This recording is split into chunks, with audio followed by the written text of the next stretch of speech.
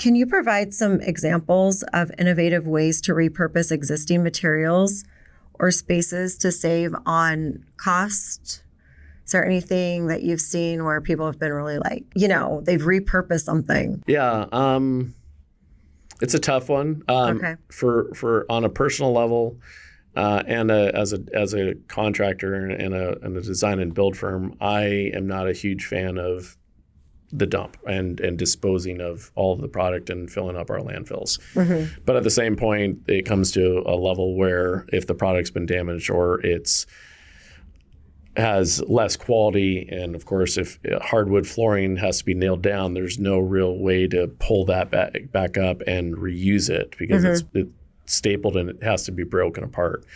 But as far as repurposing, and if you happen to have, let's say, a 50s to 70s one-story Rambler, in those times, they used what is now flooring, is the 2 1/4, 2.5 inch oak flooring as subfloor. Okay. So, and then back in those days, carpet was the huge fad. And if you didn't have carpet in your house, you weren't cool.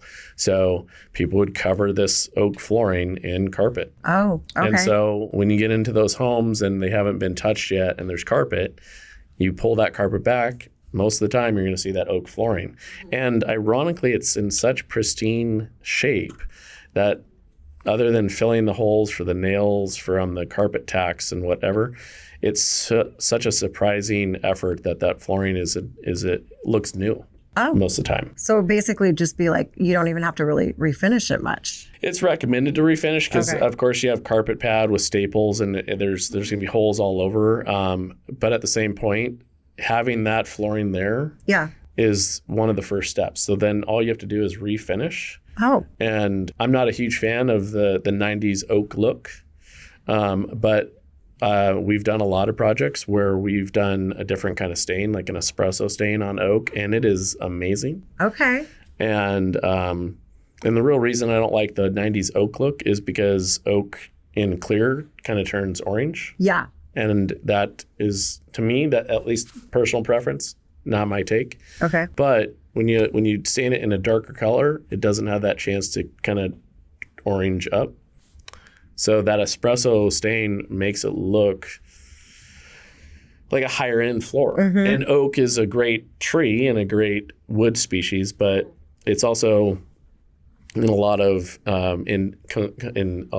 construction industry standards, it's an entry level flooring. Okay.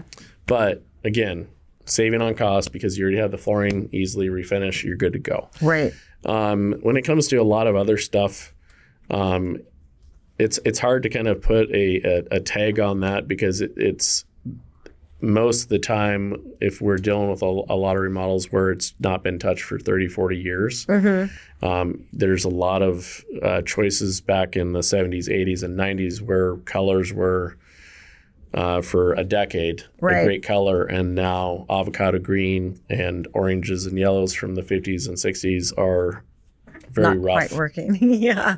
And the pastels from the 90s, again, kind of rough to have a pink tub and a pink toilet or a black toilet. Yeah.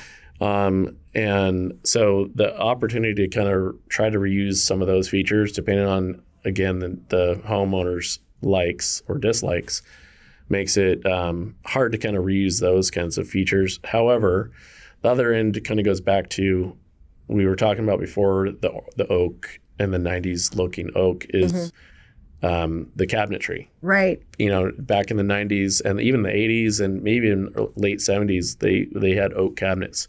So I'd usually, my first take or my first choice wouldn't be to refinish cabinetry because the factory finish, because it's basically kind of what I would say baked on. Right. In the factory is so much more durable than any paint product. And we have awesome painters that we work with and they do an exceptional job on painting cabinets. But I've seen in the past, I have seen in the past, I've not seen anything that has been a quality product that can withstand daily use. Okay. But again, budget friendly and maybe even using a proper cabinet pull so your hands are off the cabinets a lot less. Painting cabinets instead of replacing cabinets if they're in great shape. Right. That's an easy way to kind of save a huge cost as well. Like my house is early 2000s built, and the cabinets are still in good shape, but I don't love the color. Yeah. Like I'm wondering that would be a good, sand them down and have it done that way instead of ordering all new. Yep. Just as an option. The other end of it too is as far as it's not really a re-salvage, but another way to kind of help in kitchen products is finding remnant quartz countertops that you're not having to buy a full slab, but if you can find pieces that work, then you can put those on those newly refinished painted cabinets. But as far as the rest of the places, you're talking, you got carpet that, wears down over time because of foot traffic or pets, kids, whatever. All of it. Life. Painted walls, trim, it gets beaten up over time. I can't think of too many other options, unfortunately. Yeah. But again, every project is different, so there's always something that I may miss, but at least we have some ideas.